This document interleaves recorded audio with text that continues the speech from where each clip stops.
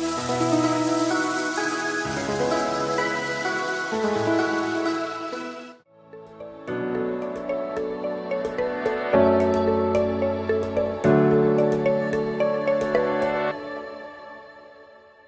Jemaat Tuhan, senang sekali boleh berjumpa kembali dalam Renungan Kingdom Devotion hari ini. Saya meneruskan pembahasan kita dari kitab Roma. Setelah Rasul Paulus di pasal pertama memperkenalkan dirinya, siapa dirinya, dan kemudian tujuan daripada rencananya untuk mengunjungi jemaat di Roma. Di ayat-ayat berikut ini, Rasul Paulus membangun hubungan sesama umat Tuhan, sesama jemaat yang sudah diselamatkan oleh Kristus. Kita belajar bagaimana kehidupan kita di dalam gereja kita dan juga dengan jemaat Tuhan yang ada di gereja-gereja lain, di kota-kota lain dari ayat-ayat ini. Roma pasal pertama ayat 8 dan 9 mengatakan, "Pertama-tama aku mengucap syukur kepada Allahku oleh Yesus Kristus atas kamu sekalian, sebab telah tersiar kabar tentang imanmu di seluruh dunia. Karena Allah yang kulayani dengan segenap hatiku dalam pemberitaan Injil anaknya adalah saksiku bahwa dalam doaku aku selalu mengingat kamu." Ayat ini walaupun hanya perkenalan, ingin kenal lebih dalam lagi, tetapi Rasul Paulus sudah menunjukkan bahwa dia sudah kenal dengan jemaat Tuhan. Dia sudah familiar dan mungkin sudah seperti kita saudara. Ya, memang kita adalah saudara seiman di dalam Kristus Yesus. Di sini Rasul Paulus mengajarkan kita dari dua ayat ini, saudara, tiga hal yang harus terus ada dalam kehidupan kita sebagai umat percaya. Dengan jemaat Tuhan yang ada di dalam gereja kita, komunitas di dalam gereja kita, ataupun dengan jemaat Tuhan dimanapun di kota-kota berbeda. Ini adalah tindakan iman orang percaya. Perilaku iman orang percaya. Pertama-tama Rasul Paulus ingin menunjukkan harus ada syukur dalam kehidupan kita terhadap jemaat Tuhan. Di dalam kelompok kita, di dalam gereja kita. Harus merupakan syukur yang merupakan dasar landasan daripada kehidupan iman orang percaya. Saudara bayangkan, setiap hari kita tidak ada syukur, kehidupan kita akan menderita. Kita sendiri akan mudi, kita tidak akan menemukan hal-hal yang baik dari Tuhan. Saudara, syukur sebagai dasar hidup orang beriman. Apakah saudara hari-hari memulai hidup saudara di pagi hari dengan mengucap syukur atas berkat Tuhan hari-hari sebelumnya, berkat Tuhan hari-hari yang akan datang, waktu-waktu yang akan datang? Apakah saudara bersyukur untuk teman-teman seiman saudara dalam gereja saudara, dalam kingdom group saudara? Rasul Paulus menunjukkan kepada kita untuk kita bersyukur kepada jemaat Tuhan. Memang jemaat Tuhan tidak ada yang sempurna seperti adanya kita, tetapi bersyukur kita punya saudara seiman.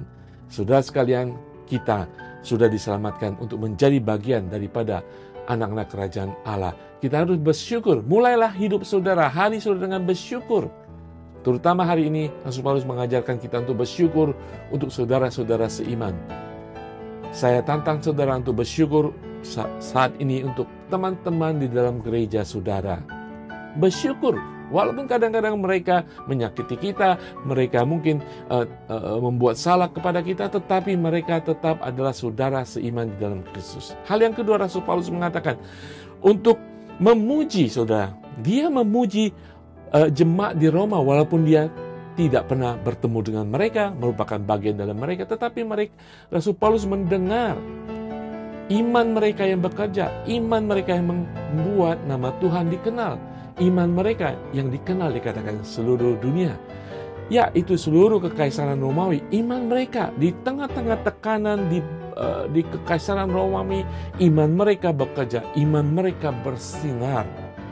Mari kita saling memuji atas keberhasilan, peningkatan iman, kehidupan rohani teman-teman gereja kita, teman-teman seiman kita. Jangan mata kita hanya melihat hal-hal yang negatif. Ya, kita sering jatuh, kita mungkin masih jatuh, tetapi bangkitkan dengan memuji, membesarkan nama Tuhan di dalam kehidupan mereka, mengembalikan identitas mereka sebagai anak Tuhan. Kayau dalam iman setiap kita. Dan kita akan melihat sekalipun dia jatuh, dia akan bangkit kembali. Rasul Paulus memuji iman yang bekerja di tengah-tengah jemaat di Roma. Dan yang ketiga, Rasul Paulus berdoa tak putus-putusnya bagi jemaat di Roma. Berdoa adalah bagian daripada kehidupan iman kita. Yes, kita berdoa buat pribadi, keperluan kita. Tetapi, kapan terakhir saudara berdoa bagi jemaat Tuhan, bagi komunitas, gereja, bagi anggota, cell group, kingdom group saudara? Mungkin saudara katakan, saya tidak suka dia. Ya, mungkin secara mental pikiran saudara tidak suka sehingga saudara tidak berdoa bagi dia. Bukankah ketika jemaat Tuhan, saudara seiman, sedang jatuh, mungkin dia melakukan kejahatan kepada kita, imannya sedang jatuh, dia sedang tidak taat kepada Tuhan. Alangkah baiknya sebagai jemaat Tuhan kita berdoa. Rasul Paulus berdoa terus-menerus bagi jemaat di Roma. Filipi pasal pertama ayat ketiga dan keempat mengatakan, aku mengucap syukur kepada Allahku setiap kali aku mengingat kamu. Dan setiap kali aku berdoa untuk kamu semua, aku selalu berdoa dengan sukacita. Renungan hari ini mengajak kita sebagai umat Tuhan untuk melakukan perilaku, tindakan iman orang percaya. Mengucap syukur, saling menguatkan, mendorong, dan berdoa yang tidak putus-putusnya. Dan Rasul Paulus di ayat terakhir mengingatkan kita untuk berdoa dengan sukacita. Karena Allah yang telah menolong kita, kita berdoa. Allah akan menguatkan kita dan menguatkan sesama jemaat Tuhan. Saudara, mari kita berlaku sesuai dengan iman kita, berperilaku sesuai dengan iman kita, memiliki tindakan iman seperti orang percaya. Haleluya. Bapa di surga, terima kasih Tuhan untuk nasihat-Mu hari ini Tuhan. Untuk kami melakukan kehidupan sehari-hari kami Tuhan, sebagai orang beriman. Untuk kami berdoa, saling mendoakan, saling menguatkan, dan mengucap syukur atas pencapaian-pencapaian iman dalam kehidupan orang percaya di dalam nama Tuhan Yesus. Haleluya. Amin. Tuhan Yesus berkati.